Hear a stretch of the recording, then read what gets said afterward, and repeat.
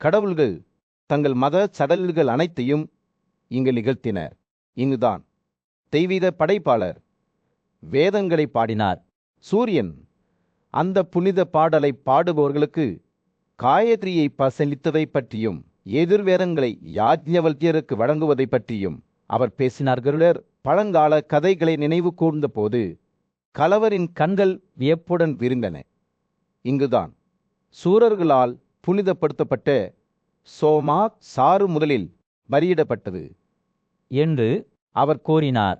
இங்குதான் வருணார் முதலில் தாழ்வான பகுதிகளுக்கு பழுது பார்த்து தனது அனைத்து செழிப்பையும் அடைந்தார். இந்த காலாண்டிலேயே பண்டைய வசிஷ்டரின் பிறப்பு, வளர்ச்சி மற்றும் இறப்பு பற்றி அவர் பேசினார். அங்குதான் ஓமின் 100 வெவ்வேறு கிளைகள் முதலில் வளர்ந்தலருடா பேசி முடித்ததும் கலவா சிந்தனையுடன் அலையசைத்தார். இது உண்மையில் ஒரு புனிதமான இடம் என்று அவர் கூறினார். நான் அதன் மகத்துவத்திற்கும் பிரமாண்டத்திற்கும் ஈர்க்கப்படுகிறேன். கருடா புன்னகைத்தார். அவரது கண்கள் மகிழ்ச்சியுடன் பிரகாசிக்கின்றன. பின்னர் நாம் பகல் மற்றும் காலத்தின் இந்த வாயிலுக்கு செல்வோம் என்று அவர் கூறினார். நாம் சொர்க்கத்தின் பாதையில் செல்வோம், ஏனெனில் இந்த பகுதி பூர்வா கேக் என்று அழைக்கப்படுகிறது. பண்டைய நாட்களில் சூரியன் இன்னும் இளமையாக இருந்தபோது, பூமி உயிர்களால் நிரம்பி இருந்தபோது, மிகுந்த நாணமுள்ள முனிவராளர் ஒரு மகத்தான தியாகத்தை செய்திருந்தார். தனது போதகருக்கு தனது நன்றியின் அடையாளமாக அவர் இந்த புனிதமான காலாண்டை அவருக்கு பரிசளித்தார். அன்றிலிருந்து இது தட்சிணம் அல்லது தெற்கு என்று அறியப்பட்டது. இந்த பிராந்தியத்தில் அனைத்து உயிரினங்களின் மூதாதையர்களான பிற்றிகள் வசித்ததாக கூறப்படுகிறது. அவர்கள் இங்கு மிகுந்த மகிழ்ச்சியுடன் வாழ்ந்தனர்களா தொடர்ந்து விவரிக்கையில் அவரது கண்கள் இந்த புனித நிலத்தின் மீது ஆழமான மரியாதையுடன் பிரகாசித்தன. ஓ பராமணரே என்று அவர் கூறினார். இங்குதான் விஸ்வதேவர்கள் புகையில் மட்டுமே தங்களை நிலைநிறுத்திக் கொள்ளும் தெய்வீக உயிரினங்கள் பிதிர்களுடன் சேர்ந்து வாழ்கின்றன. அவர்கள் எல்லா உலகங்களிலும் வணங்கப்படுகிறார்கள். அவர்களின் பசாதல்களில் சமமாக பகிர்ந்து கொள்கிறார்கள். கருடா இந்த மாய சாம்ராஜ்யத்தை பற்றி பேசும்போது காற்று மற்றொரு உலக சக்தியுடன் அடர்த்தியாக இருந்தது. இந்த பந்தயத்திற்குள் நாம் ஆழமாக பயணித்த போது நமது கண்களுக்கு முன்பாக நிலப்பரப்பு மாறியது. யமனின் 2வது கதவின் வாசலில் நாம் நிற்பதை கண்டோம். அங்கு நேரமும் இடமும் பற்றிய கட்டமைப்பு அவிழ்ந்தது போல் தோன்றியது. இங்கு வான முனிவர்கள், பித்ரிலோக முனிவர்கள் மற்றும் அரச முனிவர்கள் மிகுந்த நல்லிணக்கத்துடன் வாழ்ந்தனர். அவரின் இருப்பில் அமைதி மற்றும் அமைதியின் பிரகாசத்தை காற்றில் செலுத்தியது. ஆனால் கருடலின் கதை அதன் நிழல்கள் இல்லாமல் இல்லை. இந்த பிராந்தியத்தில் அவரது குரல் ஒரு துக்கமான தொனியை எடுத்துக்கொண்டது. மனிதர்களின் செயல்கள் எடை போடப்பட்டு அளவிடப்படுகின்றன. அவர்களின் பழங்கள் ஒரு மரத்தின் மீது பழம் போல பழுக்கின்றன. இங்குதான் பாவிகளை சிக்க வைக்கவும் அவர்களை இருளின் ஆழத்திற்கு இழுக்கவும் காத்திருக்கும் இரட்சகர்கள் பதுங்கியிருந்தனர். நாங்கள் மேலும் நடந்து செல்லும்போது மரங்கள் உயரமாக வளர்ந்தன. அவற்றின் கிளைகள், கொடிகள் மற்றும் வேரிகளால் சிக்கிக் கொண்டன. காந்தர்வர்களின் இனிமையான மெல்லிசைகளால் காற்று அதிர்ந்தது. அவர்கள் மந்தராவின் மார்பில் உள்ள வில்லிரலி பாடினர். அதை கேட்ட அனைவரையும் கவர்ந்தனர். இங்குதான் தெய்வீக இசைக்கலைஞர்கள் பாடிய சம பாடல்களால் மந்திரித்த ஒரு தெய்வீக மன்னரான வைவதர் தனது ராஜ்யத்திலிருந்து பின்வாங்கினார். சூரியனும் கூட கடந்து செல்ல முடியாத ஒரு வரம்பை மனுவும் யவக்கிருதலின் மகனும் நிர்ணயித்த ஒரு மாபெரும் வெற்றியை நாம் கண்டோம். இங்குதான் பொருஸ்தியனின் புகழ்பெற்ற வழித்தோன்றலான ராவணன் கடவுளிடமிருந்து அழியாமையின் வார்த்தை பெறுவதற்காக துறவரம் தவித்தாதாம். இந்த மாய மண்டலத்திற்குள் ஆழமாக நுழையும் போது பல்வேறு வடிவங்களை கொண்ட உயிரினங்களை எதிர்கொண்டோம். அவர்கள் அனைவரும் தங்கள் உறுப்பு கூறுகளாக பிரிந்து செல்வதற்கு முன்பு இந்த புனித நிலத்தில் ஒன்றிணைந்தனர். இங்குதான் தீய செயல்களில் ஈடுபட்ட மனிதர்கள் சித்திரவதைகளில் அழுகினர். அவர்களின் ஆன்மாக்கள் தங்கள் கடந்த கால தவறான செயல்களின் நினைவுகளால் துன்புறுத்தப்பட்டன. இங்குதான் வைதேனி நதி பாய்ந்தது. அதன் நரகத்திற்கு கண்டனம் செய்யப்பட்ட நபர்களின் உடல்களால் நிரம்பியது. நாமும் அப்படி இல்லை. கடலின் பரந்த பகுதியில் அலைகள் கரையை மெதுவாக தொட்டபடி தருடர் உயரமாக நின்று ஒரு குறிப்பிட்ட பகுதியில் தனது கண்களை நிலைநிறுத்தி கொண்டார். இது வருணா மன்னருக்கு மிகவும் பிடித்த பகுதி என்று அவர் காலவரிடம் கூறினார். அவரது குரல் தண்ணீரை கடந்து செல்கிறது. இங்குதான் வருணனின் சக்தி அதன் வலுவான நிலையில் உள்ளது. அங்கிருந்து அவர் அனைத்து நீர்வாழ் உயிரினங்களையும் ஆட்சி செய்கிறார். கருடர் பேசும்போது சூரியன் மேற்கில் அஸ்தமிக்கத் தொடங்கியது. ஒரு சூடான ஆரஞ்சு நிற ஒளியை கால் பகுதியில் செலுத்தியது. கருடர் இப்பகுதியின் முக்கியத்துவத்தை தொடர்ந்து விளக்கிய போது கலவர் கவனமாக கேட்டார். புகழ்பெற்ற மற்றும் தெய்வீக முனிவரான காசியப வருணானை இந்த சாம்ராஜ்யத்தில் ராஜாவாக இங்கு நிறுவினார் என்று அவர் கூறினார். இங்குதான் ஒவ்வொரு 15 நாட்களின் தொடக்கத்திலும் வருணா 6 பழச்சாறுகளை குடிப்பதன் மூலம் சந்திரன் தன்னை புதுப்பித்துக் கொள்கிறது. கருடர் பேசுகையில் வருணனின் பிரசன்னமே தண்ணீரை அமைதிப்படுத்துவது போல் காற்று அமைதியாக வளர்வது போல் தோன்றியது. சூரியன் வானத்தில் கீழே மூழ்கிய போது கருடா அஸ்ஸா என்று அழைக்கப்படும் மலையை சுட்டிக்காட்டினார்.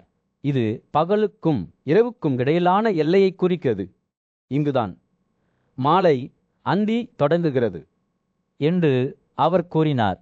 அவரது கண்கள் ஆழமான புரிதலுடன் பிரகாசிக்கின்றன. மேலும் இந்த காலாண்டிலிருந்தே இரவும் தூக்கமும் தங்கள் இருளை பரப்பி பூமியில் ஒதுக்கப்பட்ட பாதி நேரத்தை உயிரினங்களை கொள்ளையடித்தன. கருடா வார்த்தைகளை வலியுறுத்துவது போல் காற்று இருண்டதுகாலவனின் ஆர்வம் அதிகரித்தது. மேலும் அவர் தனது கதையை தொடருமாறு கருடாவை கேட்டுக்கொண்டார். இந்த பகுதியை பற்றி மேலும் சொல்லுங்கள் என்று முனிவரின் மீது அவரது கண்கள் நிலைத்திருந்தன. எனவே கருடா திரி கற்பமாக இருந்தபோது தூங்கிக் கொண்டிருந்ததை கண்ட சாத்தாவை பற்றி பேசினார். மேலும் அவரது கருவை 49 பகுதிகளாக பிரித்தார். அதிலிருந்து மனிதர்கள் திறந்தனர். அவர் பசுக்களின் தாயான சுரபியை பற்றி பேசினார். அவர் தந்த தாமரை அலங்கரிக்கப்பட்ட ஏதியின் கரையில் தனது பாலை ஊற்றினார். கருடனின் வார்த்தைகள் ஒரு நதியைப் போல ஓடிக்கொண்டிருந்த போது கலவா மிகுந்த கவனத்துடன் கேட்டுக்கொண்டிருந்தார். சூரியனையும் சந்திரனையும் வீங்கி போட்ட ராகுவின் தலை இல்லாத தண்டு ஸ்வரபான்வை பற்றியும் வெல்ல முடியாத ஆற்றலுடனும் பச்சை முடிகளுடனும் வேதங்களை உச்சரித்த சுவர்ணசேரர்களைப் பற்றியும் கேள்விப்பட்டார். சூர்யாவின் உத்தரவுக்கு பிறகு முனி கரிமேதாசின் மகளைப் பற்றி கேள்விப்பட்டார். இரவு வானத்தில் நட்சத்திரங்கள் பிரகாசிக்கத் தொடங்கிய போது காற்று எரிப்பு பூமி மற்றும் ஆகியவை அவற்றின் வேதனையான உணர்வுகளிலிருந்து விடுபட்ட பகுதியை பற்றி கருடர் பேசினார். இங்குதான் சூரியனின் போக்கு அதன் நேரான பாதையிலிருந்து விலகத் தொடங்குகிறது என்று அவர் கூறினார். இந்த திசையில் தான் அனைத்து ஒளிரும் உடல்களும் சூரிய கோலத்திற்குள் நுழைகின்றன. கடலுக்கு உணவளிக்கும் ஆறுகள் மற்றும் வருணா, அனத்தா, விஷ்ணு மற்றும் காசியபா ஆகியோரின் இருப்பிடங்களை கருடர் விவரித்தபோது கலா ஆச்சரியத்துடன் கேட்டார். இரவை போர் வடக்கு பகுதியின் பரந்த நிலப்பரப்பின் மீது சூரியன் அஸ்தமித்து கம்பீரமான மலைகள் மற்றும் பள்ளத்தாக்குகளின் மீது ஒரு சூடான ஆரஞ்சு நிற ஒளியை செலுத்தியது. கருடா என்ற உன்னதமான பறவை உயரமாக நின்றது. தன்னை சுற்றி கூடியிருந்த பிராமணர்களின் சபையில் உரையாற்றும் போது அவரது கண்கள் ஞானத்தால் பிரகாசிக்கின்ற மரியாதைக்குரிய முனிவர்களே, இந்த பகுதி புனிதமானது. ஏனெனில் இது பாவத்திலிருந்து நம்மை காப்பாற்றி அட்சிப்புக்கு வழியறுத்துகிறது. இது வடக்கு அல்லது உத்தரா என்று அழைக்கப்படுகிறது. ஏனெனில் அதன் பொக்கிஷங்கள் கிழக்கு மற்றும் மேற்கு நோக்கி விரிவடைந்து அதை மத்திய பகுதி அல்லது மச்சமா ஆக்குகின்றன. அவர் பேசும்போது சபையின் கண்கள் ஆச்சரியத்தால் விரிவடைந்தன. அவர்களின் மனங்கள் அவரது வார்த்தைகளின் ஆழத்தை உறிஞ்சலருட தொடர்ந்தார். இந்த புனிதமான நிலத்தில் அசைக்க முடியாத உணர்ச்சிவசப்பட்ட அல்லது அநீதியான எவரும் வாழ முடியாது. இங்குதான் கிறிஸ்தர், நாராயணர் மற்றும் பிராமணர் ஆகிய தெய்வீக மூவரும் வடாரி என்று அழைக்கப்படும் புகையிரத்தில் நித்தியமாக வாழ்கிறார்கள். மகத்தான மகேஸ்வரர் தனது நெருப்பு பிரகாசத்துடன் உலகளாவிய தாயான பிரகிருதியுடன் விளையாடிக் கொண்டு இமாதத்தின் மார்பில் வசிக்கிறார். இந்த புனிதமான நிலத்தில் வாழ்ந்த தெய்வங்களை பற்றி கருடா பேசுகையில் சபையின் பிரமிப்பு அதிகரித்தது. இந்திரனால் வழியெடுத்தப்பட்ட கடவுள்களும் முனிகளும் காந்தர்வர்களும் தச்சர்களும் சித்தர்களும் கூட நாராயணனின் தெய்வீக கண்ணோட்டத்தை தவிர மகேஸ்வரரை பார்க்க முடியாது என்று கருட விளக்கினார். புதுப்பிக்கப்பட்ட ஒழுங்கில் ஏயாண்மையில் நிறுவப்பட்ட சந்திர மக்கள் புனித நீரோடையான கங்கை சொர்க்கத்திலிருந்து பூமிக்கு விழுவது, மகேஸ்வரரை தனது ஆண்டவராக பெற உமா தனது துறவியான தவத்தை மேற்கொள்வது போன்ற கதைகளை கருடா நினைவு கூர்ந்தபோது கூட்டம் மிகுந்த கவனத்துடன் கேட்டது. காமகிமான மற்றும் உமா ஆகிய கதைகள் அற்புதமாக ஒன்றாக பிரகாசிக்கின்றன. மேலும் ராட்சசர்கள், எச்சர்கள் மற்றும் காந்தவர்களின் இறையாண்மை குறித்து குவேரா நிறுவியது, சபையை மயக்கியது. இந்த வடக்கு பிராந்தியத்தின் அதிசயங்களை கருடா விவரித்தபடி வான நீரோடை, மந்தாகினி, மந்தரமை தோட்டங்கள், சித்தராதாரா மற்றும் மெகாசர்களின் புகலிடம் ஆகியவற்றை அவர் குறிப்பிட்டார். சித்தர்களின் வசிப்பிடங்களை பற்றி அவர் பேசினார். அங்கு அவர்கள் விருப்பப்படி விளையாடிக் கொண்டிருந்தனர். ஒவ்வொரு பொழுதுபோக்கு பொருளாலும் சூழப்பட்டனர். அருந்ததியுடன் 7 முனிவர்கள் மற்றும் இந்த காலாண்டில் எழும் சுவாதி விண்மின் கூட்டம்பேரன் பிரம்மன் யாகத்திற்கு அருகில் வசித்து வந்தார். பலியில் உருவகமாக இருந்தார் என்பதை கருதா வெளிப்படுத்தியதால் சபையின் கண்கள் பிரகாசித்தன. சூரியன், சந்திரன் மற்றும் பிற பிரகாசங்கள் இந்த பிராந்தியத்தில் தவறாமல் சுழன்று கொண்டிருந்தன. மரியாதைக்குரிய முனிவர்களே, தமம் என்று அழைக்கப்படும் புகழ்பெற்ற முனிவர்கள் கங்கை நதியின் மூலத்தை காக்கின்றனர் என்று கருதா கூறினார். இந்த முனிகளின் மாமங்கள் அவர்களின் விருப்பப்படி உருவாக்கப்பட்ட 1000 உணவுகள் மற்றும் உணவுப் பொருட்கள் குறித்து கூட்டம் சிந்தித்தபோது நாராயணனும் நாராவும் மட்டுமே இதை தாண்டி செல்ல முடியும் என்பதை அவர்கள் உணர்ந்தனர். கிழக்கத்திய அடிவானத்தின் பரந்த பரப்பில் சூரியன் மாய்ந்து கொண்டிருந்த போது முனி கலவார் கருதா முன் நின்றார். அவரது கம்பியமான இறக்கைகள் தங்க ஒளியின் கேன்வாஸ் போட அகலமாக பரவியிருந்தன. ஓ வேதாவின் மகனான பெரிய கருதா என்று கலலா கூறினார். அவரது குரலில் மரியாதையும் ஏக்கமும் நிறைந்திருந்தது. தர்மத்தின் 2 கண்களும் முதலில் திறக்கப்படும். கிழக்கே என்னை அழைத்து செல்லுமாறு நான் கேட்டுக்கொள்கிறேன். கடவுள்களை பார்க்கவும் அவர்களின் பிரசன்னத்தின் பிரகாசத்தை அனுபவிக்கவும் என் போதகருக்கு நான் அளித்த வாக்குறுதியை நிறைவேற்றவும் நான் வேங்குகிறேன். திருடலின் துளையிடும் ஆலை காலவரை சந்தித்தது. ஓ பிராமணனே, என் முதுகில் ஏறு என்று அவர் பதிலளித்த போது அவரது இறகுகள் மென்மையாக சுழன்று கொண்டிருந்தன.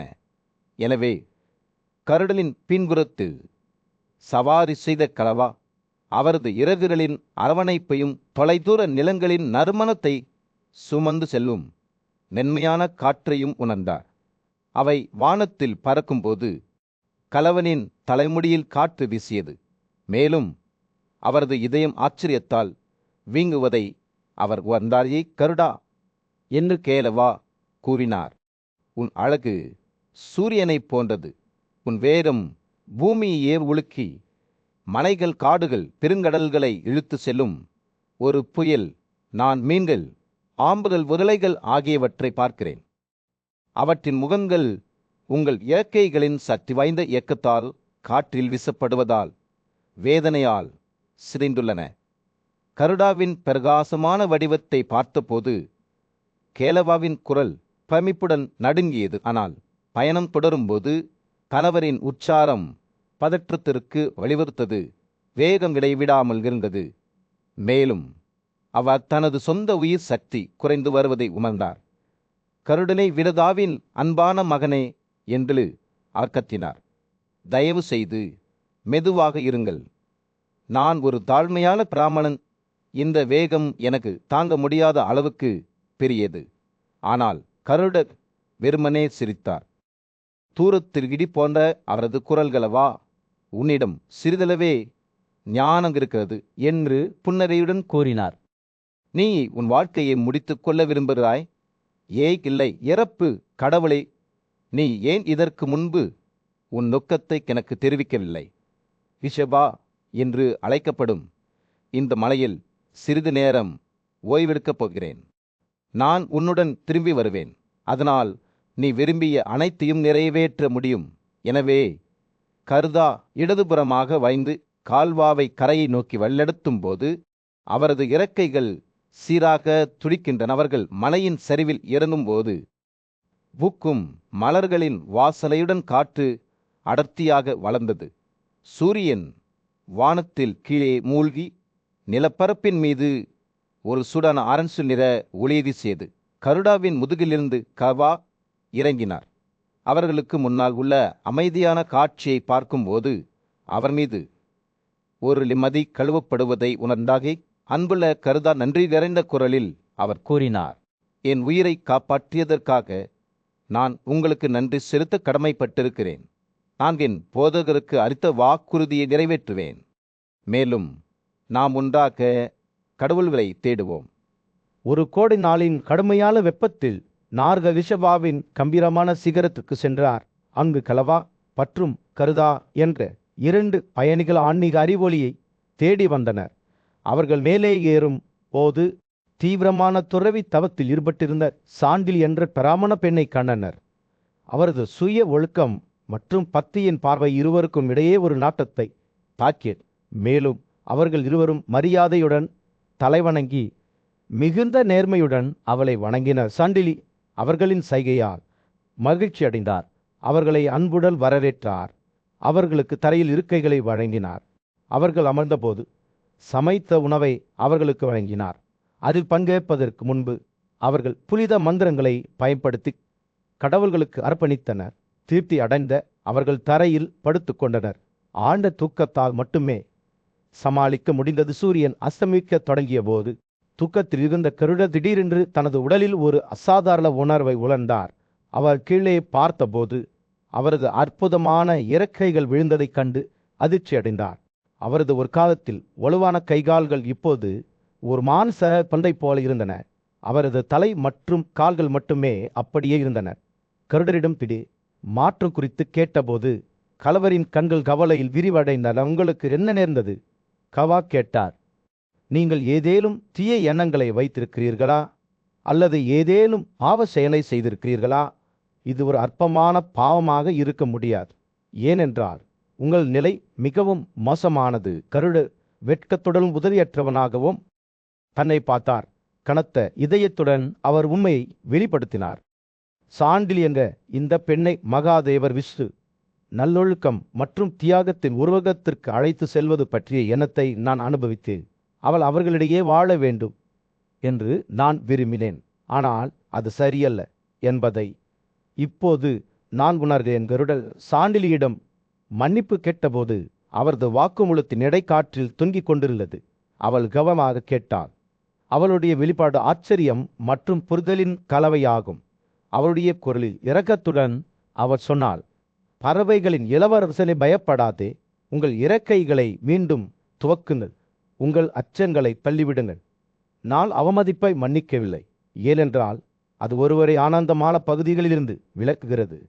நடத்தை, தூய்மை, நல்லொழுக்கம், செல்வம் மற்றும் செழிப்புக்கு திறவுகோல். சாண்டிலியின் வார்த்தைகள் கருடாவின் மீது பாய்ந்தபோது ஒரு அதிசயம் நிகழ்ந்தது. அவரது இறக்கைகள் மீண்டும் தோல்கத் தொடங்கின. முன்பை விட வலிமையானவை. புதுப்பிக்கப்பட்ட வலிமையுடன் கருடா மீண்டும் பறக்க தயாராக இருந்தார். சாண்டிலியின் ஆசீர்வாதத்துடன் அவர் தனது நண்பருடன் பிரிந்து செல்ல தயக்கத்துடன் ஒப்புக்கொண்ட கலாவாவிடம் விடைபெற்றார். அவர்கள் சரியான குதிரைகளை தேடும்போது அவர்களின் பயணம் தொடர்ந்தது. ஆனால் விதிக்கு வேறு திட்டங்கள் இருந்தன. அவர்கள் நடந்து செல்லும்போது விஸ்வாமித்தா சம்பவ இடத்தில் தோன்றினார். அவரது கண்கள் கவா மீது கவனம் செலுத்தின நேரம் வந்துவிட்டது.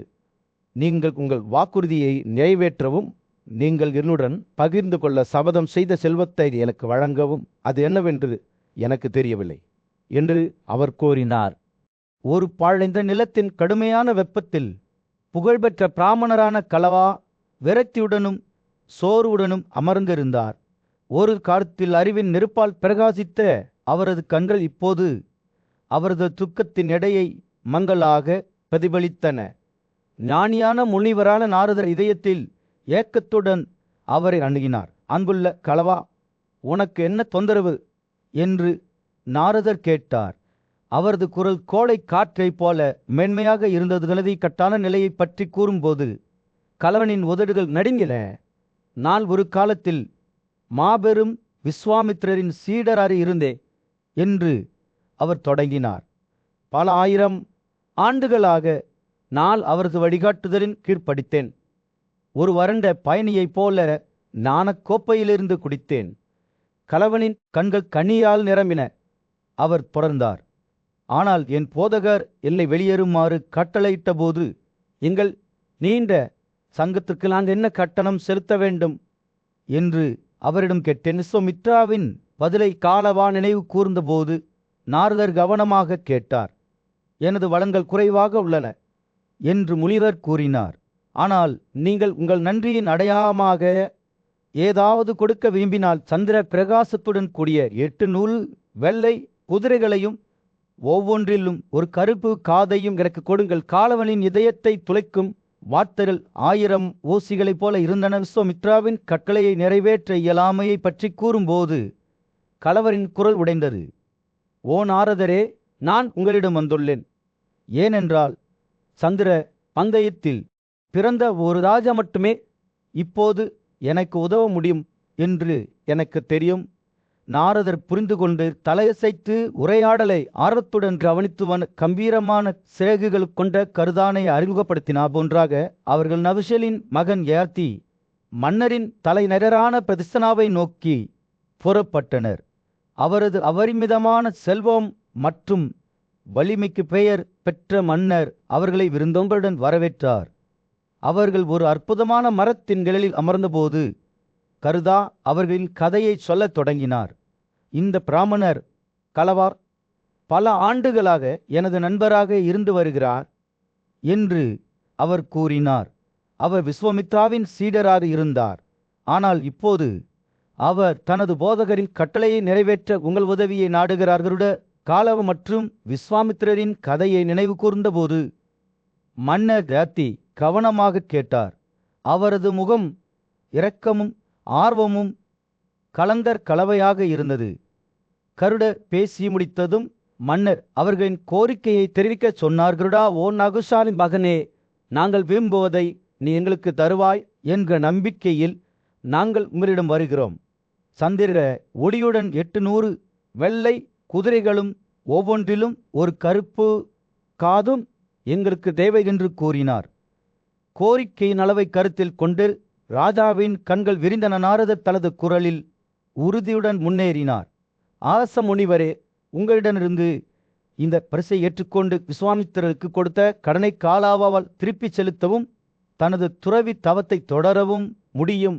உங்கள் தாராள மனப்பான்மை உங்கள் துறவி செல்வத்தை மட்டுமே அதிகரிக்கும்.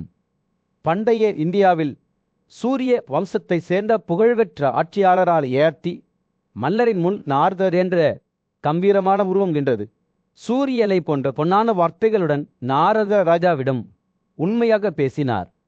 மற்றவர்களிடம் அவரது தாராள மனப்பான்மையையும் கருணையையும் பாராட்டினார். நாரதரில் புகழை கேட்டபோது யயாதியின் கண்கள் மகிழ்ச்சியால் பிரகாசித்தன. அவரது அன்பான நண்பர் தர்க்கியா, கலவா என்ற புத்திசாலித்தனமான முனிவர் மற்றும் உன்னதமான பறவை கருளா ஆகியோரின் பிரசன்னத்தால் ஆசீர்வதிக்கப்பட்டதாக உணர்ந்தார். யயாதி நாரதனின் வார்த்தைகளை பற்றி சிந்தித்தபோது அவருக்கு முன்னால் நின்ற கலவை முனிவரின் கண்ணியத்துடன் பார்த்தார். பிராமணரில் ஆன்மீக தேடலுக்கான அசைக்க முடியாத அர்ப்பணிப்பு குறித்து ராஜாவின் இதயம் போர்த்துதலால் பெருகியது. கலவா தூரத்திலிருந்து வந்திருப்பதை அவர் கவனித்தார். சூரிய வம்சத்தின் நிலங்களையும் ராஜ்யங்களையும் கடந்து தனது சிக்கரங்களுக்காக பிச்சை தேடினார். யயாதியின் எண்ணங்கள் தனது சொந்த செல்வத்தை நோக்கி திரும்பின.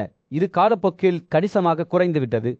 ஆனால் அவர் தனது விருந்தினர்களை ஏமாற்ற வேண்டாம் என்று உறுதியாக இருந்தார். ஒரு மென்மையான புன்னகையுடன் யயாதி நாரதரை நோக்கி, இன்று என் வாழ்க்கை பாக்கியமானது. நான் பிறந்த வம்சாவளி இன்று உண்மையில் ஆசீர்வதிக்கப்பட்டுள்ளது. பாவமில்லாத தர்க்கியா, உங்கள் பிரசன்னத்தால் எனது இந்த மாகாணமும் ஆசீர்வதிக்கப்பட்டுள்ளது. அவர் தொடர்வதற்கு முன்பு ஒரு களம் இறுதி இருப்பிலும் எனது செல்வம் பெரிதும் பாதிக்கப்பட்டுள்ளது என்பதை நான் ஒப்புக்கொள்ள வேண்டும். இருப்பிலும் நான் உங்களையும் இந்த உன்னதமான ரிஷியையும் ஏமாற்ற மாட்டேன். அவரது நோக்கத்தை நிறைவேற்ற அவர் விரும்புவதை நான் அவருக்கு தருவேன். யதியின் கண்கள் கலவா மீது திரும்பி ஒரு இரக்கமுள்ள வெளிப்பாட்டுடன், 4 குடும்பங்களை நிலைநிறுத்தும் என் மகள் மாதவியை எடுத்துக்கொள்ளுங்கள். அவள் ஒரு தெய்வீக உயிரினத்தைப் போலவே அழகாக இருக்கிறார். அவளை பார்க்கும் அனைவரிடமும் நல்லொழுக்கத்தை ஊக்குவிக்கும் திறன் கொண்டவள் கடவுள்கள், ஆண்கள் மற்றும் அசுரர்கள் கூட அவருடைய அழகுக்கு ஈர்க்கப்படுகிறார்கள். மன்னர்கள் தங்கள் முழு ராஜ்யங்களையும் வரதட்சணையாக வழங்குவார்கள். அந்த வார்த்தைகளுடன் ஏத்தி தனது மகளை மாதவி என்று பெயரிட்டு களவாக்கு வாங்கினார். மாதவியில் பரிசை ஏற்றுக்கொண்டபோது தலைவரின் கண்கள் நன்றியுடன் விரிந்தன. அவர் சம்மதத்துடன் அலைசைத்தார். கருலா தனது பக்கத்தில் இருந்ததால் அவர்கள் வியாதிக்கு விடை பெற்றனர். விரைவில் திரும்பி வருவோம் என்று உறுதியளித்தனர். அவர்கள் புறப்பட்டபோது நாரதர் கலவாவிடம் பேசினார். இறுதியாக குதிரைகளை வாங்குவதற்கான வழிமுறைகள் கிடைத்துவிட்டன என்று கூறினார். அந்த வார்த்தைகளுடன் கருதா பறந்து சென்றார். கலவா அவர்களில் அடுத்த நகர்வை சிந்திக்க விட்டு விட்டார். மாதவியுடன் சேர்ந்து கலவா அவளுக்கு பொருத்தமான மணமகளை கண்டுபிடிப்பது பற்றி சிந்திக்கத் தொடங்கினார். அயோத்தியில் வசித்து வந்த இக்ஷாகு வம்சத்தை சேர்ந்த நீதிமானான மன்னர் தரியஸ்வாவில் நல்லொழுக்கங்களை அவர் நினைவு கூர்ந்தார். இந்த மன்னர் தனது துணிச்சல், இராணுவ வலிமை மற்றும் பிராமணர்கள் மீதான அன்பிற்கு புகழ்பெற்றவர்.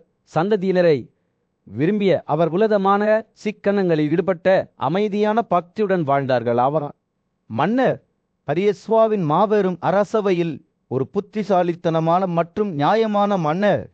அவருக்கும் மரியாதைக்குரிய முனிவரான நாரதருக்கும் இடையே ஒரு உரையாடல் வெளிப்பட்டது.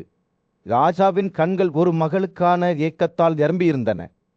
மேலும் மிகுந்த சிந்தனைக்கு பிறகு, எனக்கு முன்னால் உள்ள இந்த பெண் தெய்வங்களுக்கு தகுதியான புதையல். அவளுடைய கைகால்கள் சரியான விகிதத்தில் உள்ளன. அவளுடைய அந்தங்கள் நேர்த்தியானவை. அவளுக்கு அனைத்து கலைகளும் அறிவியல்களும் உள்ளன.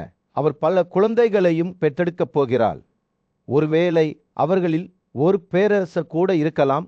மன்னர் புகழ்பெற்ற பிராமணரான காவா பக்கம் திரும்பி சொல்லுங்கள், நான் இந்த பெண்ணுக்கு என்ன வரதட்சணை கொடுக்க வேண்டுங்களவா?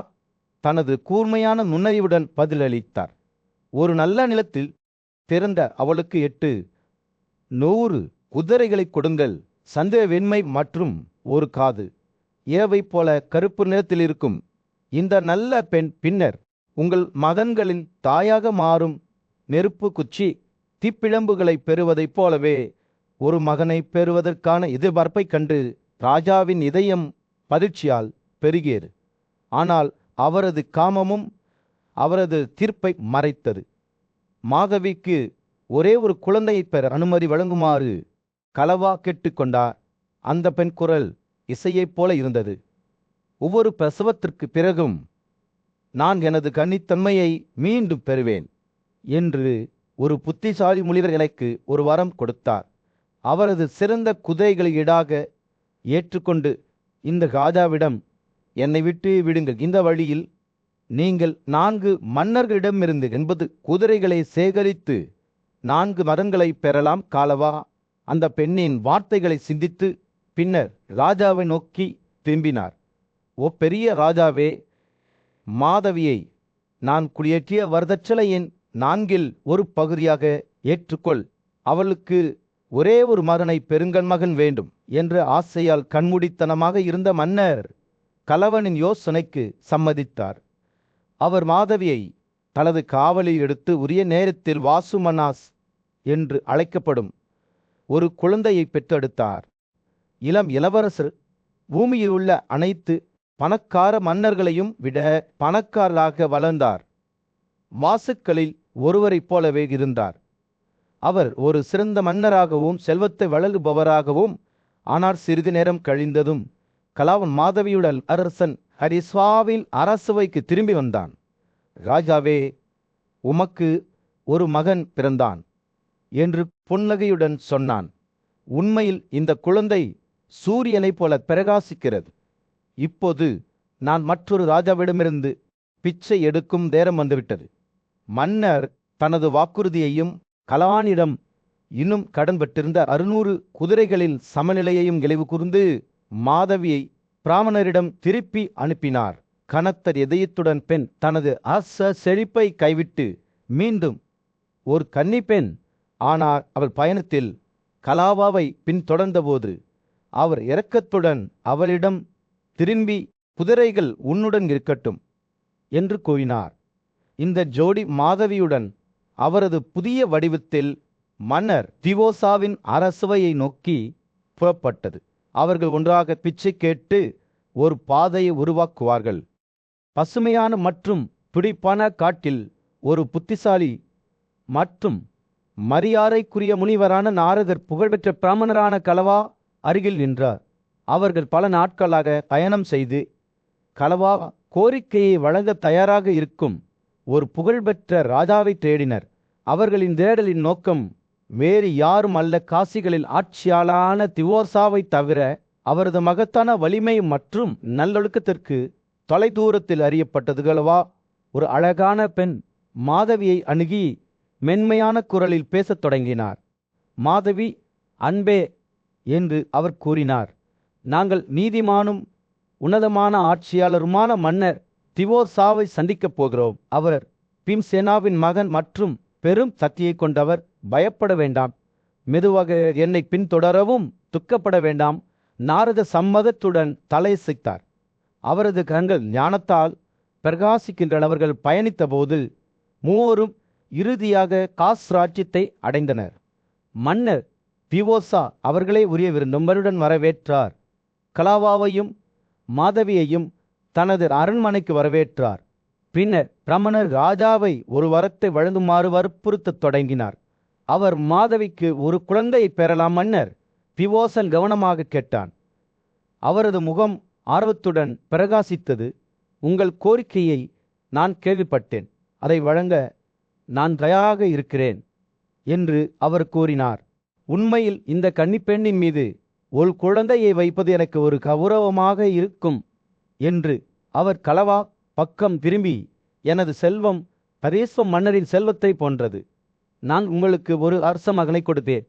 நீங்கள் விரும்பும் குதிரைகளும் உங்களுடையதாக இருக்கும் என்று கூறினார். மாதவி ராஜாவின் பராமரிப்பில் ஒப்படைக்கப்பட்டார். அவர் அவளை முறைப்படி திருமணம் செய்து கொண்டார்.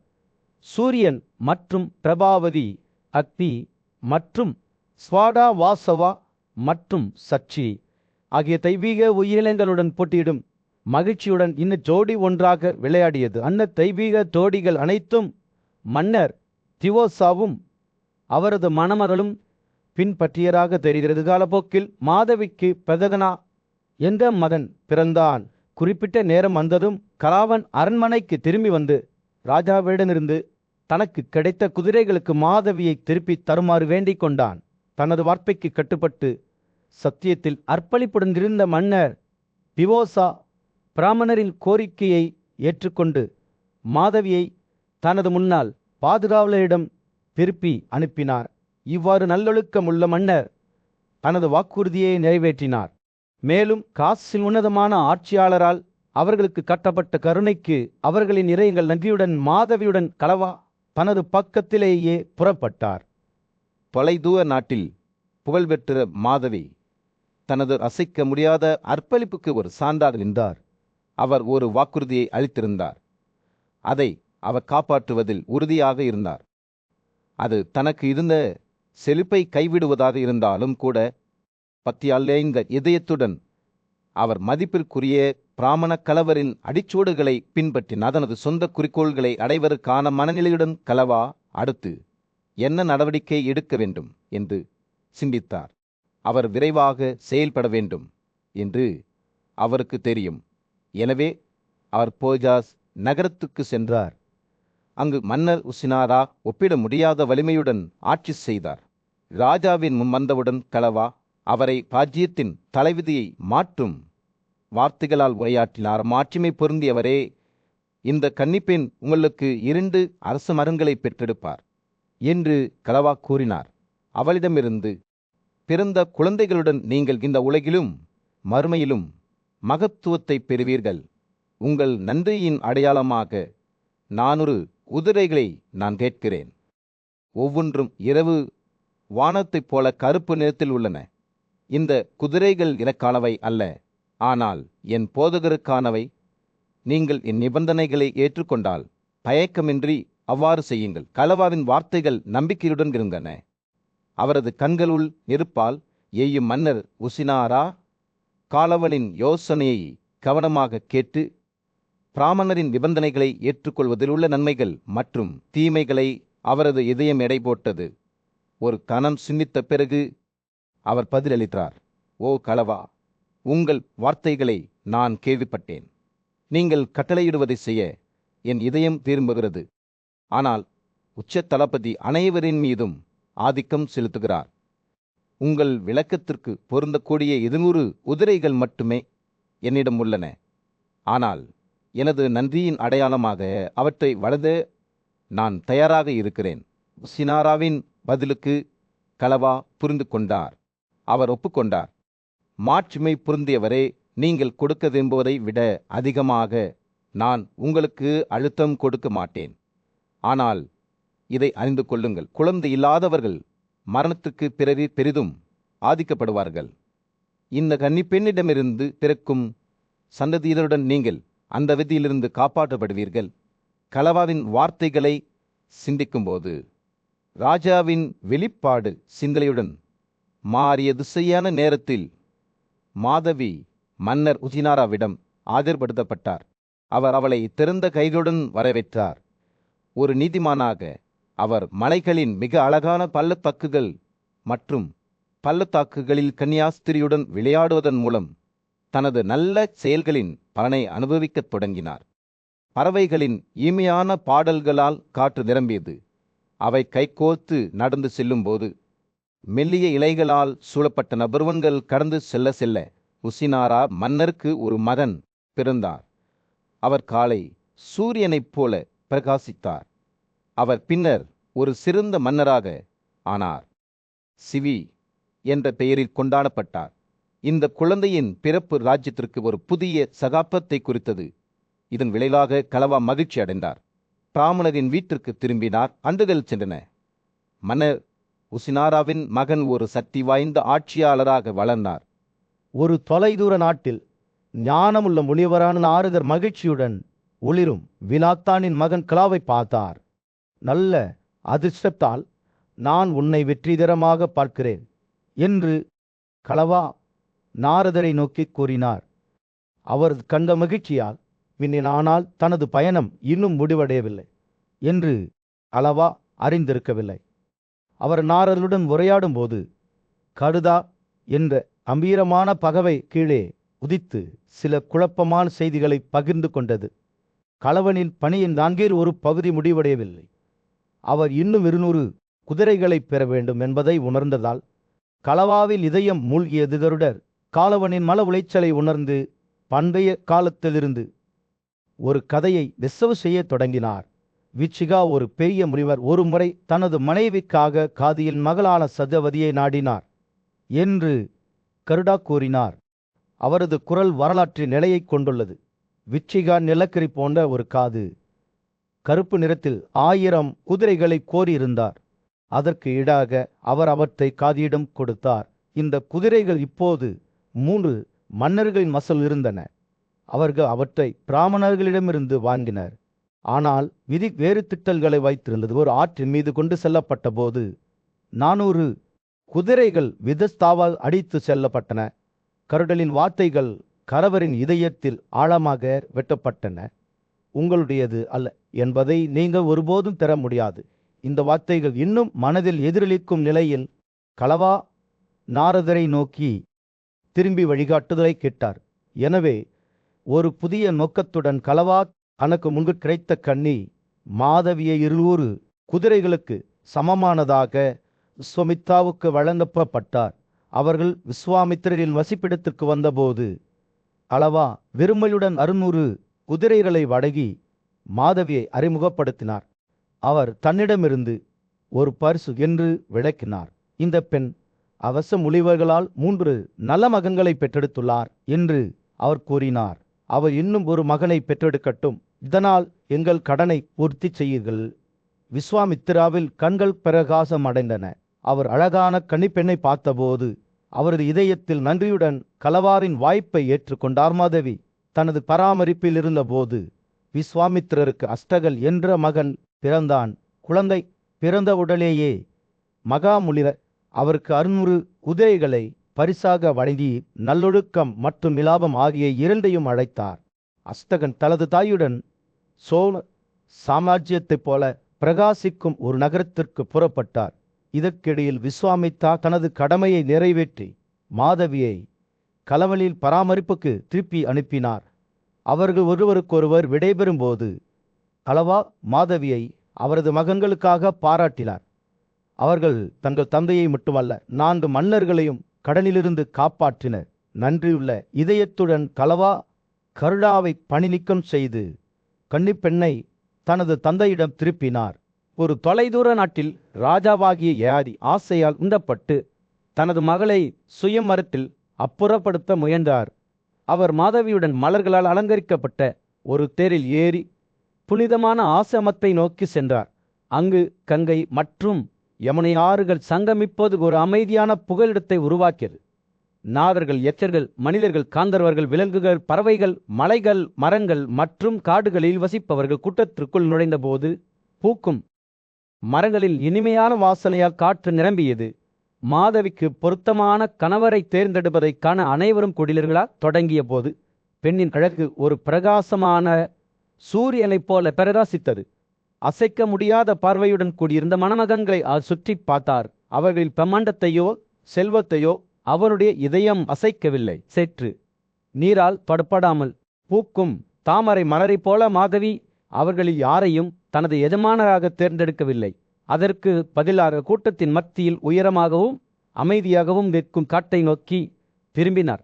மென்மையான புன்னகையுடன் அவர் தனது ரதத்திலிருந்து இறங்கி புனித காடுகளுக்குள் செல்வதற்கு முன்பு தனது நண்பர்களை வணங்கினால் காட்டில் ஆழமாக அலைந்து திரிந்தபோது மாதவி தனது அரச உடையை கழற்றி ஒரு துறவியின் வெளிய ஆடை அணிந்தார். அவர் இயற்கையுடன் இணக்கமாக வாழத் தொடங்கினார். கசப்பான மற்றும் இனிப்பு இரண்டையும் சுவைக்கும் மென்மையான புல் கத்திகளில் வாழ்ந்து படிக தெளிவான மலை நீரோடைகளில் இருந்து குடித்தார். ஒவ்வொரு நாளும் அவரது உடல் வலுவடைந்தது. அவரது ஆவி மேலும் நெகிழ்ச்சியானது. ஒரு காட்டு நாய் போல அவர் சுதந்திரமாக சுற்றி திரிந்தார். அரச வாழ்க்கையில் கட்டுப்பாடுகளால் கட்டுப்படுத்தப்படவில்லை. அவரது இதயம் பக்தியால் நிரம்பியது. மாதவி பிரம்மச்சாரிய தவத்தை கடைபிடித்தார். கடவுள்களின் பார்வையில் பெரும் தகுதியை பெற்றார். இதற்கிடையில் மன்ன ஜாரியின் ஆண்டுகள் காற்றின் மீது எதிர்கால இலைகளைப் போல கடந்துவிட்டன. அவர் காலத்தின் தவிர்க்க முடியாத சக்திக்கு அடிபணிந்தார். அவரது உடல் எண்ணற்ற பருவங்களால் தேய்ந்து போனது. அவரது மகன்களான புழு மற்றும் யாது தங்கள் குடும்பங்களை பெருக்கினர். மேலும் பல்ஷாவின் மகன் இரு உலகங்களிலும் பெரும் மரியாதையை பெற்றிருந்தார். மன்னர் ஏத்தி சொர்க்கத்தில் புகழ்பெற்ற அரச முனிவர்கள் மற்றும் முனிவர்களிடையே வாழ்ந்ததால் அவர் அந்த சாம்ராஜ்யத்தின் மிக உயர்ந்த பழங்களை அனுபவித்து ஒரு மரியாதைக்குரிய நபராக ஆனாதிருப்பினும் ஒரு நாள் தனது புதிய சுற்றுப்புறத்தின் பிரமாண்டத்தின் மத்தியில் மன்னர் வியாதியில் இதயம் முட்டாள்தனம், அறியாமை மற்றும் பெருமையால் நுகரப்பட்டது. அவர் அனைத்து கடவுள்களையும் முனிவர்களையும் மனிதர்களையும் மனதளவில் புறக்கணித்து இந்த உலகத்துடன் தன்னை பிழைத்த புனித பிழைப்புகளை மறந்துவிட்டார். வாலாவின் கொலையாளியான தெய்வீக சக்கா ராஜாவின் ஆணவத்தை உணர்ந்து உடனடியாக அவரது இதயத்தை படித்தார். அங்கு இருந்த அரசு முனிவர்கள் ஏத்தி மன்னை கடுமையாக கடிந்து கொண்டனர். பறிப்பை அவர்கள் அவரது அடையாளத்தை பற்றி ஒருவருக்கொருவர் கேள்வி எழுப்பினர். அவர் யார், அவர் என்ன ராஜாவின் மகள் என்று கூறினார். மேலும் அவர் எப்படி சொர்க்கத்தில் தனது இடத்தை பெற்றார் என்ற வரையில் ஒரு காலத்தில் தனது ஞானம் மற்றும் அறிவிற்காக மதிக்கப்பட்ட ஏத்தி மன்னர் தனது உயர்ந்த பதவியிலிருந்து விழத் தொடங்கியதை நாரதர் கடவுள் சாம்ராஜ்யத்தில் மிகுந்த ஆர்வத்துடன் பார்த்தார். அவரது மாயைகள் தங்கள் பிரகாசத்தை இழந்துவிட்டன. அவரது புரிதல் விரக்தியின் உணர்வால் மேகமூட்டப்பட்டது. மேலும் அவரது ஆபரணங்களும் ஆடைகளும் எதிர்கால இலைகளைப் போல சின்னப்பட்டன. அவர் பூமியை நோக்கி விழும்போது அவரது இதயம் பயத்தால் வடுங்கியது. மேலும் பாவம் அல்லது நல்ல எண்ணங்கள் அத்தகைய வீழ்ச்சிக்கு வழிவகுத்திருக்கலாம் என்று அவர் ஆச்சரியப்பட்டார். யாதியின் வீழ்ச்சி மேலும் வெளிப்படத் தொடங்கியது. சொர்க்கத்தில் இருந்த மற்ற மன்னர்களான சித்தர்களும் அக்கிரர்களும் தங்கள் முன்னால் போலர் தனது பிடியை இழந்ததைக் கண்டு சிரித்தனர். ஆனால் அவர் தரையில் விழுவதற்கு முன்பு கடவுள்களின் ராஜாவால் அனுப்பப்பட்ட ஒரு தெய்வீக தூத வந்தார். ஏயாதியின் பெருமையும் மற்றவர்களை புறக்கணிப்பதும் அவரது தகுதிகள் தீர்ந்துவிட்டன. என்பதை தெரிவிக்க யயாதி இனி கடவுளர்களிடையே வாழ தகுதியற்றவர் என்றும் அதற்கு பதிலாக நீதிமான்களிடையே வேண்டும் என்றும் தூதர் அறிவித்தார். அதினாமா உணர்வுடன் யயாதி தனது விதியை ஏற்றுக்கொண்டு நான் விழ வேண்டியிருந்தால் நான் நீதிமான்களிடையே வெட்டும் என்று 3 முறை மீண்டும் கூறினார். பின்னர் அவர் எந்த பகுதிக்குள் இறங்குவது மிகவும் பொருத்தமானது என்று சிந்திக்கத் தொடங்கினார். கீழே உள்ள பூமியை பார்த்தபோது 4 வலிமையான மன்னர்கள் பிரதகன வாசுமனா சிவி மற்றும் அஸ்தகானைமிஷா காடுகளில் குடிவதபேயா என்று அழைக்கப்படும் ஒரு பெரிய தியாகத்தை செய்வதைக் கண்டார். அவர்களின் தியாக நெருப்பிலிருந்து வரும் புகை புனிதமான கண்டை வீரோட்டத்தை போல வானத்தையும் பூமியையும் இணைக்கும் வகையில் வானத்தில் உயர்ந்தது. தூபத்தின் நறுமணத்தால் வழிநடத்தப்பட்டு யயாதி பூமியில் இறங்கினார். அவரது உடல் காற்றில் மெதுவாக அசைந்தது. அழகு, ஞானம் மற்றும் பக்தி ஆகியவற்றுக்கு புகழ்பெற்ற 4 மன்னர்களிடையே அவர் தரையிறங்கும் வரை 4 மாபெரும் பலிகளின் நெருப்பை போல தோற்றமளிக்கும் மன்னர்கள் யயாதியை நோக்கி ஆர்வத்துடன் வந்தனர். நீ யார் என்று கேட்டனர். நீ எந்த ராஜ்யத்திலிருந்தோ அல்லது நாட்டிலிருந்தோ வந்திருக்கிறாய்? நீ ஒரு யக்ஷனா, கடவுளா, காந்தர்வனா அல்லது ராக்கியதனா என்று யயாதி தாழ்மையுடன் பதிலளித்தார். நான் யயாதியின் ஆசனை நல்லொழுக்க முடிந்ததால் சொர்க்கத்திலிருந்து விழுந்தேன். நான் நீதிமான்களிடையே விழ விரும்பியேன். எனவே நான் உங்களிடையே வந்துவிட்டேன். மன்னர்கள் யயாதியை அன்புடன் வரவேற்றனர். தங்கள் நல்லொழுக்கங்களையும் தங்கள் தியாகங்களை பலன்களையும் அவருக்கு வழங்கினர். இருப்பினும் அவர் தனது சத்திய பாரம்பரியத்தையும் மற்றவர்களின் தகுதிகளை குறைக்க தயக்கத்தையும் மேற்கோள் காட்டி மறுத்துவிட்டார். அப்போதுதான் மாதவி என்ற துறவி சிக்கல நடவடிக்கைகளில் ஈடுபடும் பெண் சம்பவ இடத்திற்கு வந்தால் மன்னர்கள் அவளை மிகுந்த மரியாதையுடன் வணங்கினர். அவளை தங்கள் தாய் வழி அத்தறிந்து ஒப்புக்கொண்டனர். அவர்கள் வருகைக்கான நோக்கத்தை பற்றி கேட்டனர். மேலும் அவள் யயாதியின் மகள் என்று வெளிப்படுத்தினார். ஒரு மானை போல காட்டில் வசிக்கிறாள். அவள் தனது மகன்கள் சம்பாதித்த தகுதிகளில் ஒரு பகுதியை பகிர்ந்து கொள்ள முன்வந்தார். அவர்களும் காவா வம்சாவையை சேர்ந்தவர்கள் மாதவியாக நகர்த்தப்பட்டது. கடவுள்களின் சாம்ராஜ்யத்தில் மனிதர்களிடையே ஒரு சக்தி வாய்ந்த ஆட்சியாளரான யயாதி மன்னர் தனது சொந்த தவறினால் சொர்க்கத்திலிருந்து தூக்கி எறியப்பட்டார். அவரது மாயை அவரை விழுங்கிவிட்டது. இதனால் அவர் தெய்வீக மக்களிடையே வெளியேற்றப்பட்டார். இருப்பினும் அவரது அர்ப்பணிப்புள்ள மதங்களின் உதவியுடன் அவரது தலைவிதி விரைவில் மாறவிருந்தது. நல்லொழுக்கமுள்ள மன்னர்களான வாசுமனாக்கள், பிரதத்தனா, சிவி மற்றும் அஸ்தகர்கள் பூமியில் யயாதியை அங்கீகரித்தவுடன் அவர் பூமியின் மேற்பரப்பை தொடாமல் மீண்டும் சொர்க்கத்திற்கு உயர்ந்தார். அவர்கள் அவரை திறந்த கைகளுடன் வரவேற்றனர். தங்கள் நல்ல செயல்களையே அவர் திரும்பியதற்கான காரணம் என்று ஒப்புக்கொண்டனர். தனது தாராள மனப்பான்மைக்கு பெயர் பெற்ற வாசுமனாஸ் யயாதிக்கு தனது திரட்டப்பட்ட கருதியை வழங்கி முதலில் பேசினார். எனது தியாகங்கள் மற்றும் பரிசுகளால் நான் சம்பாதித்த அனைத்தையும் எடுத்துக்கொள்ளுங்கள் என்று அவர் கூறினார். துணிச்சலான சத்திரியனான பிரதனா மேலும் கூறினார். ஒரு போர்வீரனாக நான் பெற்ற புகழ் அனைத்தையும் எடுத்துக்கொள்ளுங்கள். ராஜாவே ஒசினாராவின் புத்திசாலித்தனமான மகளான சிவி தனது உண்மையை முன்வைத்து நான் எப்போதும் தேசிய கழகமற்ற உண்மையால் சொர்க்கத்திற்கு ஏறுங்கள் என்று கூறினார். அரசு முனிவரான அஸ்தகன் எண்ணற்ற தியாகங்களிலிருந்து திரட்டப்பட்ட தனது தகுதியை வழங்குவதன் மூலம் முடித்தார். செல்வம், ரத்தினங்கள், ஆடரு சடங்குகளின் செயல்களுக்காக நான் சேமித்த அனைத்தையும் எடுத்துக்கொள்ளுங்கள் என்று அவர் கூறினார். ஒவ்வொரு ராஜாவின் வார்த்தைகளுடனும் யயாதி மேலும் மேலும் உயர்ந்தார். இறுதியாக ஒரு ஒட்டு ஆசீர்வாதத்துடன் அவர் வான பகுதிகளை அடைந்தார். சொர்க்கம் திரும்பிய பிறகு யயாதி நறுமண மலர்களால் குளிக்கப்பட்டு நறுமண காற்றால் கட்டிப்பிடிக்கப்பட்டு கைத்தாளங்கள், பாடல்கள் மற்றும் காந்தவர்கள் மற்றும் அசுரர்கள் நிகழ்த்திய நடனங்களின் இனிமையான ஒலிகளால் சூழப்பட்டார். அவர் மீண்டும் மரியாதையுடன் வரவேற்கப்பட்டார். தெய்வங்களிடமிருந்து ஒரு சிறந்த அர்ஜாவை பெற்றார். இருப்பினும் அவரது மகிழ்ச்சி குறுகிய காலமே நீடித்தது. பேரன் பிரம்மா கடுமையான எச்சரிக்கையுடன் அவை அணுகினார். எண்ணற்ற தியாகங்கள் மற்றும் நல்லொழுக்க ஆட்சியின் மூலம் சம்பாதித்த உங்கள் தகுதி உங்கள் மாயால் மட்டுமே தீர்ந்துவிட்டது. நீங்கள் சொர்க்கவாசிகளிடையே அவமதிப்புக்கு ஆளாகியுள்ளீர்கள். இந்த பிராந்தியத்தை பெருமை அல்லது தீமை மூலம் நித்தியமாக மாற்ற முடியாது. அவர் பிடிவாதத்தையும் கோபத்தையும் தவிர்க்க யயாதியை எச்சரித்தார். உண்மையான வலிமை மனத்தாழ்மையில் உள்ளது என்பதை நினைவூட்டி நரியாதியின் துயரம் அனைவருக்கும் ஒரு பாடமாக இருந்தது. மாயை மற்றும் பிடிவாதத்தின் ஆபத்துக்களை பற்றிய ஒரு எச்சரிக்கை கதையாக இருந்தது. நாரதர் தொடர்ந்தார். தனது சொந்த நன்மையை விரும்புபவர் தன்னை நலம் விரும்புகிற நண்பர்களுக்கு செவிசாய்க்க வேண்டும். பிடிவாதம் எப்போதும் அழிவின் அவர் பெருமையையும் கோபத்தையும் கைவிடவும் பாண்டுவின் மகன்களுடன் சமாதானம் செய்யவும் கோபத்தை தவிர்க்கவும் யயாதியின் மன்னரை வலியுறுத்தினார். இந்த கதையில் மனத்தாழ்மை, இரக்கம் மற்றும் தன்னலமற்ற தன்மை ஆகியவற்றின் முக்கியத்துவத்தை நாம் காண்கிறோம். நல்லொழுக்கம் மற்றும் ஞாபகத்தின் உண்மையான தன்மையை புரிந்து கொள்பவர்கள் உலகில் செயல்பாடுகளை பற்றிய ஆழமான அறிவை பெறுவார்கள். நம்மில் மிக பெரியவர்களாலும் கூட முடியும் என்பதை நினைவூட்டுவதாக யயாதி மன்னரின் கதை செயல்படுகிறது.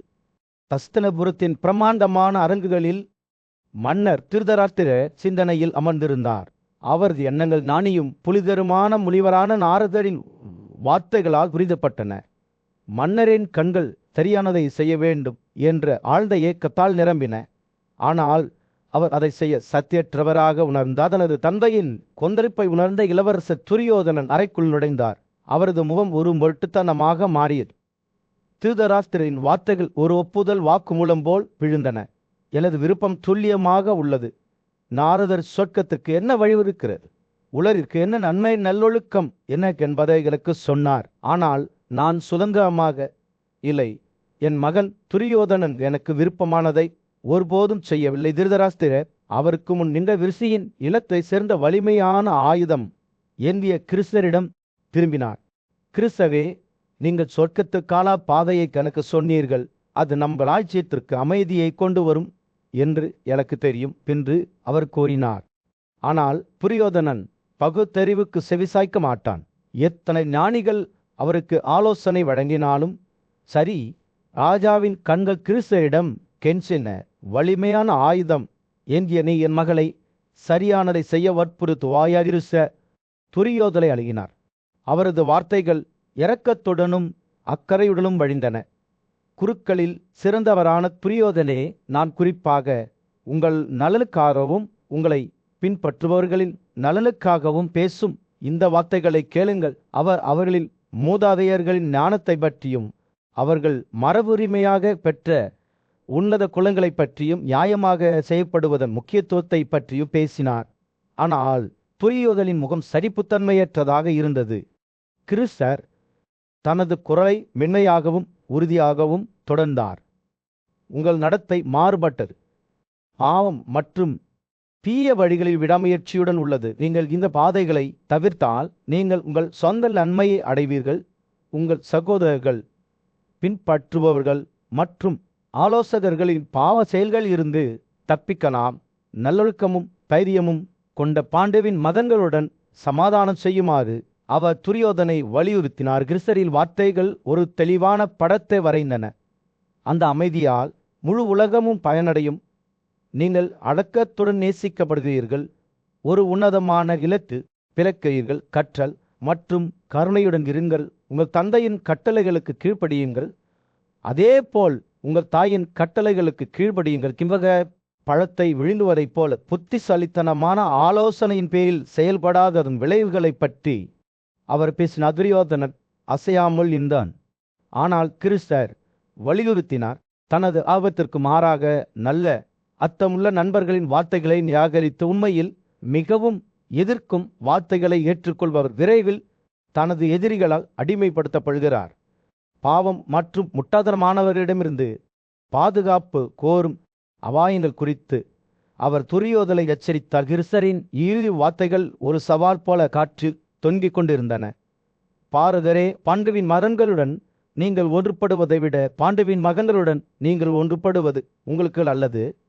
சூரியன் ராஜ்யத்தின் மீது மறைந்து கூடியிருந்த பிரபுக்கள் மற்றும் இளவரசர்கள் மீது ஒரு சூடான அரண்சு ஒளியை வீசிக் கொண்டிருந்தது. மரியாதைக்குரிய கதை சொல்லியான வைசம்பாயனர் அவர் பேசத் தொடங்கும் போது ஞானத்தால் பரகாசிக்கும் கண்களுடன் அவர்களுக்கு முன்னால் நின்றார். என்னை கேளுங்கள் துரியோதனே என்று மெல்லிய குரலில் அவர் கூறினார். சக்தி வாய்ந்த ஆயுதம் ஏந்திய கிருஷ்ணர் அமைதி மற்றும் சமசத்தின் வார்த்தைகளை உங்களிடம் பேசியுள்ளார்.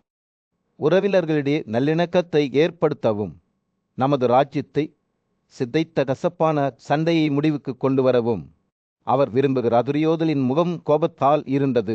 கண்கள் மங்கலான வெளிச்சத்தில் தீப்பொறிகளைப் போல ஒளிரும். ஆனால் சாந்தலுவின் மகன் பீஷ்மர் தனது இருக்கையிலிருந்து எழுந்தார்.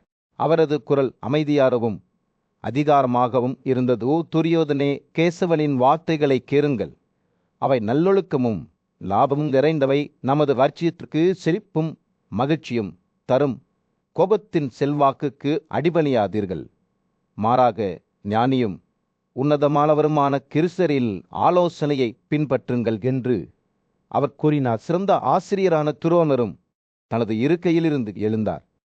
அவரது கண்கள் ஆழமான புரிதலுடன் பிரகாசிக்கின்றன. துரியோதனே என்று அவர் கூறினார், கிருசர் உன்னிடம் சத்தியத்துக்கும் நன்மைக்கும் பொருந்தும் வகையில் பேசியிருக்கிறார். மன்னனே, அவனுடைய வார்த்தைகளை ஏற்றுக்கொள். மாதவனை புறக்கணிக்காதே. உன்னை எப்போதும் ஊக்கப்படுத்துபவர்களால் உன்னை வெல்ல முடியாது. போரின் போது பகைமையின் சுமையை மற்றவர்களின் கழுத்தில் வீசுவார்கள். நனமும் இரக்கமும் கொண்ட மந்திரியான விதுரர் துரியோதனனை துக்கத்துடன் பார்த்தா, துரியோதனே, உனக்காக நான் துக்கப்படவில்லை. ஆனால் இந்த வயதான தம்பதியரான காந்தாரி மற்றும் உன் தந்தைக்காக நான் துக்கப்படுகிறேன். அவர்கள் துக்கத்தில் பூமியை அலைந்து திரிய வேண்டியிருக்கும். பிச்சை எடுப்பார்கள். அத்தகைய பொல்லாத மகனை பெற்றார்கள். அவர் தனது இனத்தை அழிப்பவர்கென்று அவர் கூறினார். மன்னர் திருதராஷ்டிரர் தனது சகோதரர்களிடையே உட்கார்ந்து அனைத்து மன்னர்களாலும் சூழப்பட்டு இறுதியாக பேசினார். ஏறுங்கள் துரியோதனே என்று அவர் கூறினார். கேசவரின் வார்த்தைகளை ஏற்றுக்கொள்ளுங்கள். அவை நித்தியமானவை, மிகவும் பயனுள்ளவை, உங்கள் மிக உயர்ந்த நன்மைக்கு வந்தவை. இந்த கிருசரின் உதவியால் குற்றமற்ற செயல்களால் எல்லா மன்னர்களிலும் நாம் நமது நேசத்துக்குரிய அனைத்து பொருட்களையும் பெறுவது. ஒரு சூரியன் அடிவானத்திற்கு கீழே மூழ்கி ராஜ்யத்தை ஒரு இருண்ட அந்தி வெளிச்சத்தில் வீசும்போது துரியோதனின் முகம் சகிப்புத்தன்மையின்றி இருந்தது. அவரது இதயம் இன்னும் கோபத்தாலும் லட்சியத்தாலும் மூழ்கியது. ஆனால் வைசம்பாயனனின் வார்த்தைகள் ஒரு சவால் போல காற்றில் தொங்கிக் கொண்டிருந்தன. இது அவருக்கு வழங்கப்பட்ட ஞானத்தையும் இரக்கத்தையும் நினைவூட்டுவதாக இருந்தது. அதை அவர் இன்னும் ஏற்றுக்கொள்ள தேர்வு செய்திருக்கலாம். வைசம்பாயனர் பேசுகையில் அவரது வார்த்தைகள் திருதராஷ்டிரரின் அரண்மனையின் அறைகளில் எதிரொலித்தன. பீஷ்மர் மற்றும் துரோணரின் புத்திசாலித்தனமான ஆலோசனையை அவர் கேட்டபோது முதிய மன்னரின் கண்கள் கண்ணீரால் நிரம்பின. அவர்கள் எப்போதும் அவர் மீது அனுதாபம் கொண்டிருந்தனர். அவர்கள் துரியோதனரிடம் பேசினர். அவர்களின் குரல்கள் உறுதியானவை, ஆனால் மென்மையானவை. அவரது நிலைப்பாட்டை மறுபரிசீலனை செய்யுமாறு அவரை வலியுறுத்தினர். யோசித்து பாருங்கள் மகனே, பீஷ்மர் ஏக்க குரலில் கூறினார். 2 கிருசர்களும் தங்கள் கவசத்தை இன்னும் அணியவில்லை. காந்தியவர் அமைதியாக இருக்கிறார். மேலும் தவமியரின் வணக்கங்கள் போர் நெருப்பின் மீது ஊற்றப்படவில்லை. யுதிஷ்டிரர் இன்னும் உங்கள் படைகள் மீது கோபத்தை பார்த்தவில்லை. பீதாவின் மகள் பீமன் தனது பிரிவிலையின் மத்தியில் தனது நிலையை எடுக்கவில்லை. நமது பிரிவுகளை நசிர்க்க தனது வலிமையான கதையை பிடிக்கவில்லை. துரோணர் மேலும் கூறினார். நகுலனும் சகாதேவனும் திஷ்டச்சுமனும் விராடனும் சிகந்திலும் சிசுபாலின் மகனும் இன்னும் தங்கள் கவசங்களை அணிந்து கொள்ளவில்லை. அவர்கள் தங்கள் அம்பு மலையை உங்கள் அணிகளின் மீது வீசவில்லை. போரின் கடுமையான தண்டுகள் இன்னும் குடியிருந்த நமது மன்னர்கள் மீது விழவில்லை. வலிமையான வில்லன்களின் இரும்பு மற்றும் எஃகு ஆயுதங்கள் நமது வீரர்களின் மார்பில் துளைக்கவில்லை. வைசம்பாயனர் தொடர்ந்து விவரிக்கையில் அந்த காட்சி அவரது கேட்போரின் கண்களுக்கு முன்னால் ஒரு திரைச்சீலை போல வெளிப்பட்டது. பீஷ்மர் மற்றும் துரோணரின் வார்த்தைகளால் துரியோதனின் இதயம் இன்னும் எவ்வாறு திசை திருப்பப்பட்டது என்பதை அவர் விவரித்தார். பாண்டவர்கள் மீதான தனது விரோதத்தை ஒதுக்கி வைக்குமாறு வலியுறுத்தினார். யுதிஷ்டிரர் உங்களை அரவணைப்புடன் வரவேற்கட்டும் என்று வைசம்பாயனர் குரலில் கூறினார். அவர் தலை குனிந்து வணங்கட்டும். தாராளமான தியாக பரிசுகளுக்கு புகழ் பெற்ற அந்த மன்னர் தனது வலது கையை உங்கள் தோளில் வைக்கட்டும். அதன் உள்ளங்கையில் பதாகை மற்றும் கொக்கி ஆகியவற்றின் அடையாளங்கள் உள்ள விரியோதலின் கற்பனை இந்த பார்வையுடன் வெறித்தனமாக ஓடியபோது, அதிலும் நகுலன், சகாதேவகர் மற்றும் பீமன் எப்படி அவரை சுற்றி வருவார்கள், அவர்களின் கைகள் கற்பில் திறந்திருக்கும் என்பதை வைசம்பாயனர் விவரித்தார்.